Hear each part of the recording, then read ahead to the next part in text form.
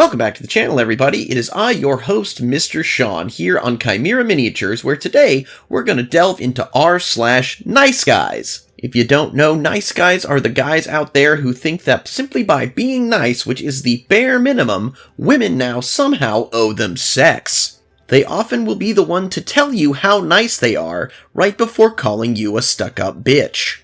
And you know, since I've been such a nice narrator to all of you, I won't say that you owe me sex, but what you do owe me is a chance to talk about my business, Chimera Miniatures. I make custom miniatures, both safe for work and not safe for work. I also sell a number of other collectibles on my eBay, Etsy, and Mercari pages, links in the description. If you like this channel and want to support it but don't want to buy a mini, I also have a Patreon, and also be sure to like, comment, and subscribe. The more people that see these videos, the more minis I can potentially sell. And now that that's out of the way, let's talk about nice guys. Why females owe me sex. I'm a 21-year-old virgin, and I've never kissed a female. My whole life I was bullied in school by the males and talked to like I have autism by the females, even though I don't even have autism.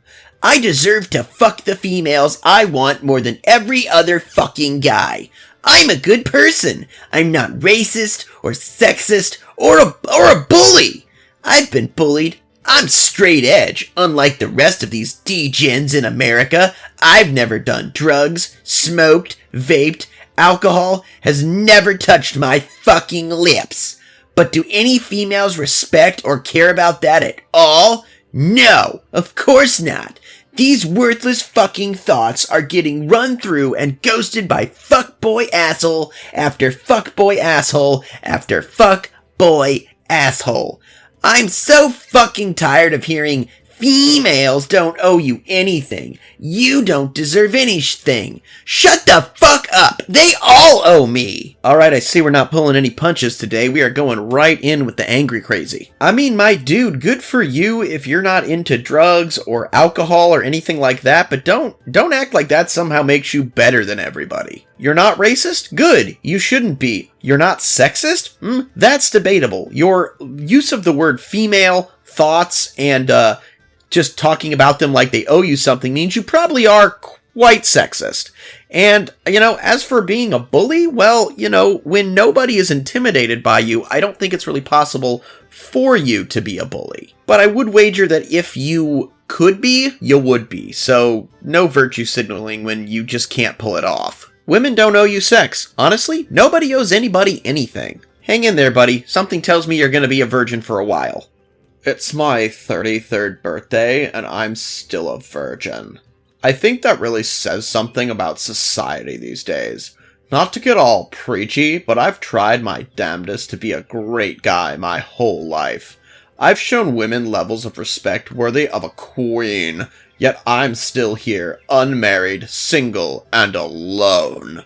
My only assumption is that women these days are used to being treated like shit, so when a good guy comes along, they are so brainwashed so they can't see past their rose-tinted glasses, and fail to see the goodness right in front of them, and that saddens me beyond belief. Anywho, I'm still going to enjoy my birthday as I planned. I'm having dinner at P.F. Chang's at 7:30. If anyone wants to join me, just message me here and you can come along. I'll pay for your meal and drinks as I have all this money to spend anyways. I might as well put it to good use.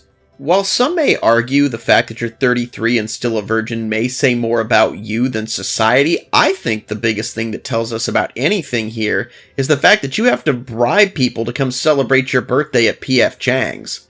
And that kind of just tells me that you're so insufferable that unless you're buying people food, nobody wants to spend time with you. And even then they might not want to, because I'm an adult. I can buy my own food. I'm not so much of a food whore that I'm going to waste my time with someone who is insufferable just for a free meal. Am I the asshole for attempting to nurture our connection? I, 19 male, work a full-time job in the tech industry. My role is 100% remote, so I rarely have a reason to go outside. However, after recording data on my personal life, I concluded that my social life was in poor state. As a result, I decided to pursue hobbies that would allow me to befriend people my age and meet women. One such hobby led me to connect with a group of physically active young adults. I was instantly taken by a woman, 22 female, Amira, in the group. She is slim, with a small waist and perfectly round breasts. The cherry on top is her face. Her sense of humor is rather childish, but I was still fascinated. One morning, the 6 of us went hiking together. We decided to hold a mini competition. We'd go off into pairs and choose 3 different routes to complete the trail. Whichever pair completed the trail first would be crowned the winner. I knew the route well, as I had studied the area the night before. However, Amira wasn't familiar with the trail at all. I volunteered to be her guide and companion for the competition. Our only aid were physical maps. As soon as we embarked on the journey, I decided that it would prove fruitful to seize the opportunity to get to know her. I purposely chose a long, complex detour so we could spend more time together. At the start, we made great conversation, and I found out a lot about her. However, as time went by, she grew more frustrated. She kept looking at the map and insisting we're going the wrong way. I told her that the maps were not accurate as they didn't account for path closures and other factors. This was not the truth. After a while, she grew more stressed and claimed she needed the toilet. We did find a place she could relieve herself, and this seemed to have given her some peace. After about 6 hours, the trail itself was roughly 3 hours, we started making our way back. Amira had already communicated with the group and began accusing me of taking unnecessary detours. I simply pointed out her desirable physical features and the impact they have on me. I thought she would be pleased to hear these compliments, but she was not. She told me to stop describing her at all and that she doesn't want to hear about my biological responses. She did not speak to me for the rest of our journey. I've since been kicked out of the group. In fact, everyone in the group has labeled me all sorts of things. Amira described me as a selfish, weird asshole and asked me to stay far away from her. I suspect these feelings are temporary and born out of confusion more than anything. Am I the asshole for attempting to nurture our connection with the landscape serving as a beautiful backdrop to what could have been? Or should I have not used this particular activity to carry out my plan? Whew, my dude. First of all, your plan should not have been carried out in any setting because it is ultimately flawed. There is a way to use a plan like this that I have quote-unquote used once or twice before. Now, one thing I personally am obsessed with is knowing the shortest route when driving, like knowing all the shortcuts and back roads and whatnot, both to save time, and sometimes you just find cool things or roads that look really cool, so I will just drive around and figure out any particular route I can use to get to where I'm going. I did once use this when I was going to the mall with a girl that I liked, and it was around the holidays, and so I knew a shortcut, which in all actuality actually did save us some time taking some back routes. And then if I wanted to spend a little extra time in the car talking with her on other occasions, I could take a route that was a quote-unquote shortcut, but I'm talking that this took maybe an extra 15 minutes. You diverted this girl to occupy more of her time for 3 hours. This was a hike that was supposed to be 3 hours long. That was plenty of time for you to talk to this girl. Now, a 3-hour hike is nothing if hiking is your thing, but that'd be a lot for me. But a 6-hour hike when you'd only prepared for a 3-hour one, now you're like lost in the woods territory. She figured out you guys were going the wrong way, but you lied. You straight up lied, telling her that these were the right routes because of things that didn't exist and they would be able to look it up and prove that that wasn't the case. So you were gonna get found out. When she straight up called you on your bullshit, you decided that was the time to say that you got lost because of how perfectly rounded her boobs were. Now, don't get me wrong, I too can get very distracted by a nice pair of boobs. My fiance walks into a room topless, you know what? My mind is just blanked and all it is boobs. But I would never blame them for getting me lost in the woods. You, sir, are a selfish, weird asshole, and you do need to stay far away from this girl for a very long time because I do not think these feelings are temporary. I think you fucked up. Because if you can't seal the deal on a 3-hour hike to at least say, hey, maybe we should go get coffee, then it wasn't meant to be. An extra 3 hours ain't gonna change that. Roast to the young lady who rejected me last night when me and my friend who was driving stopped at her place. My friend walked up the stairs and embraced her with hugs and oh so over-friendly with him while I waited momentarily in the car. She asked for an ice cream from deleted and went there to get it at the drive-thru, while we got 2 cheeseburgers and very shortly ended up back at her place. This time I went up the stairs after my friend did, and he gave her the ice cream cone while my friend welcomed me to her. Her and I already knew each other. She right away shook my friend's hand and said something like, "Thanks for hanging out with me," and went into her apartment, locking the door and shutting the curtains. Not only did my friend feel rejected at the end, that is, not in the beginning, but I felt rejected too, because I was there.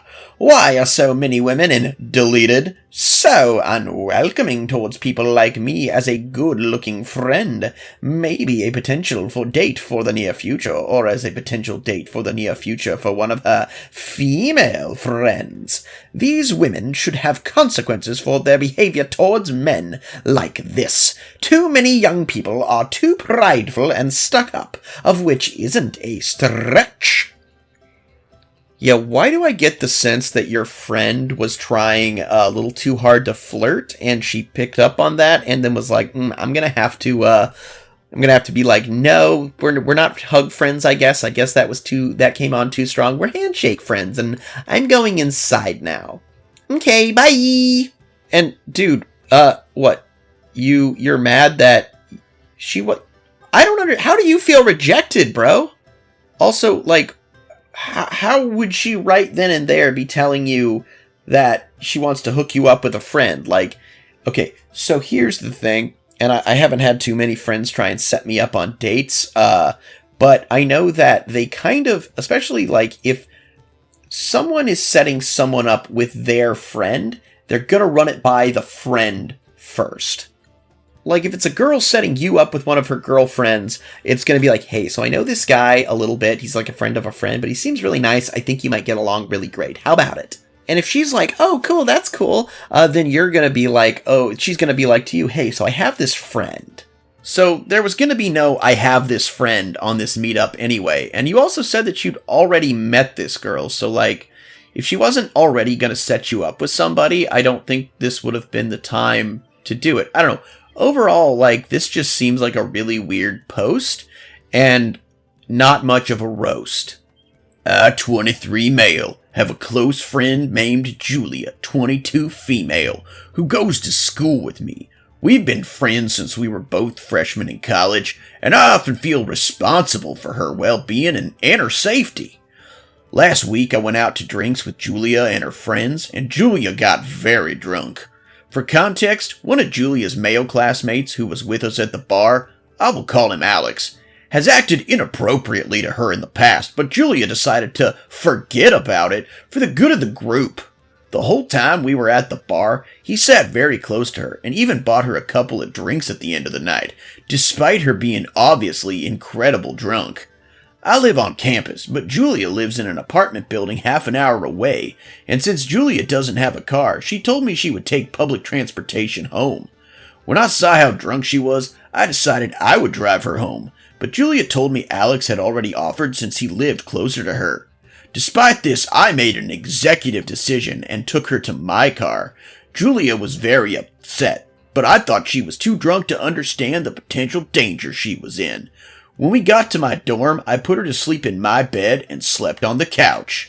That morning, she was upset that I had taken her to my house while she was drunk. She said I overstepped her boundaries and should have let Alex drive her. I tried to explain that it was for her safety, but Julia truly believed Alex had no ulterior motives. This conflict has strained our friendship, and Julia says she will be upset with me until I admit that I shouldn't have driven her home without her permission. Am I the a-hole?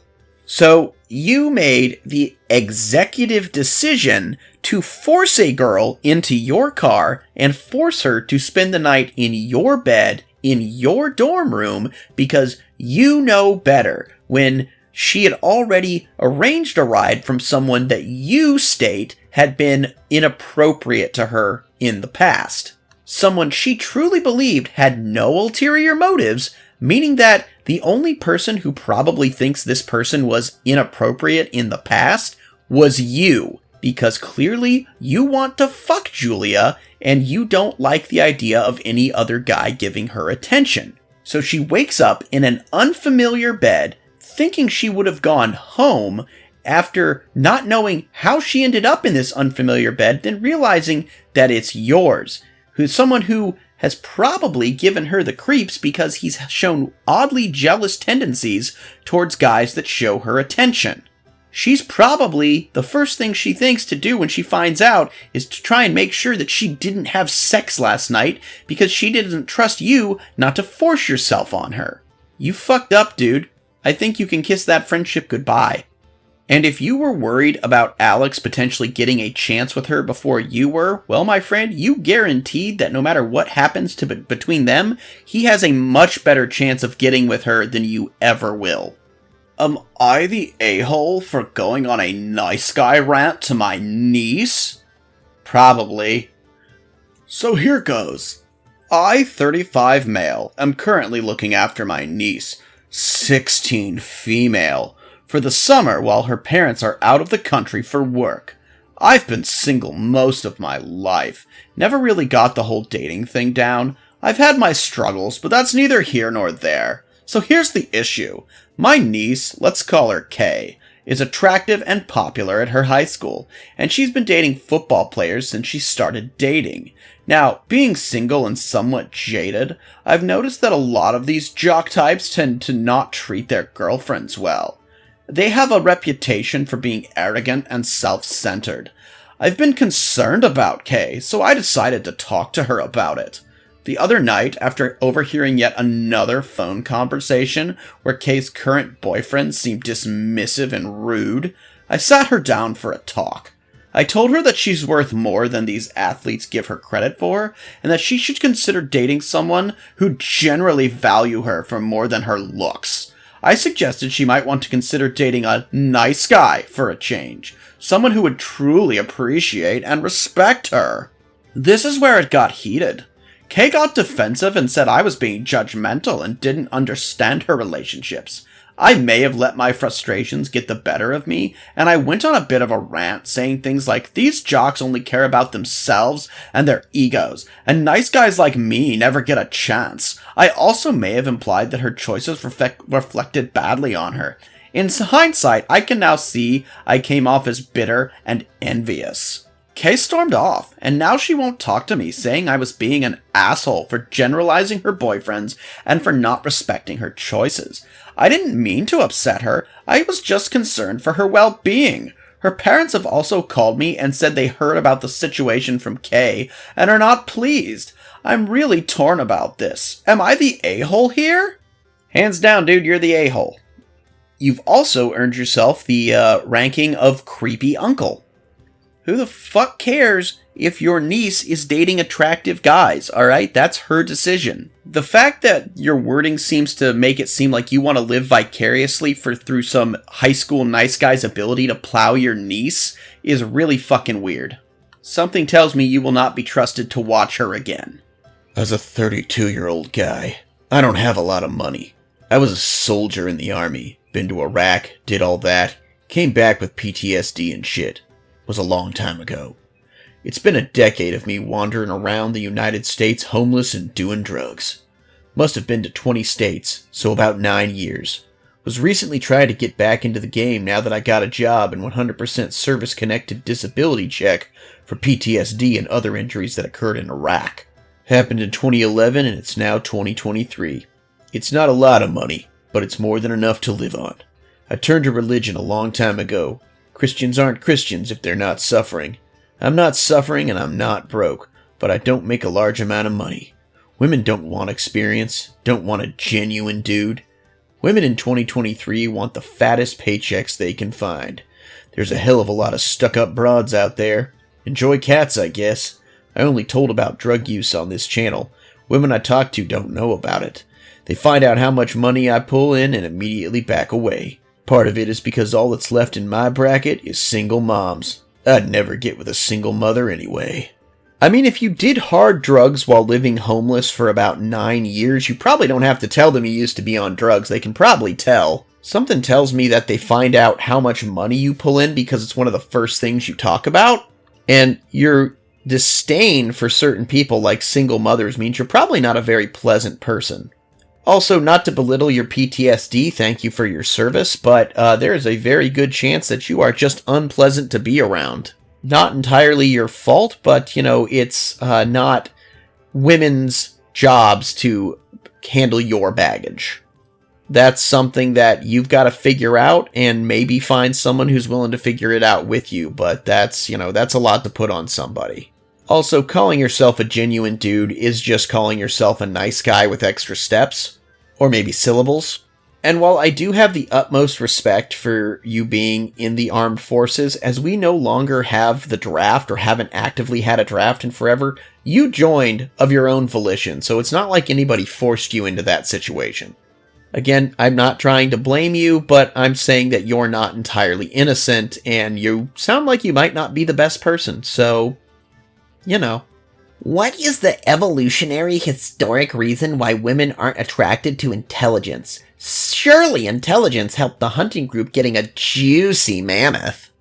Women are attracted to actual intelligence, how to succeed in life, not intelligence, eidetic memory of one's entire Pepe folder, and strategic knowledge of how Germany could have won World War II. Well put. You know what, guys? That seems like a pretty good place to end the video, so thank you for listening today, and I'll catch you next time. Until the next video, everybody, I sincerely hope that you alpha great day and an even beta tomorrow. Bye-bye!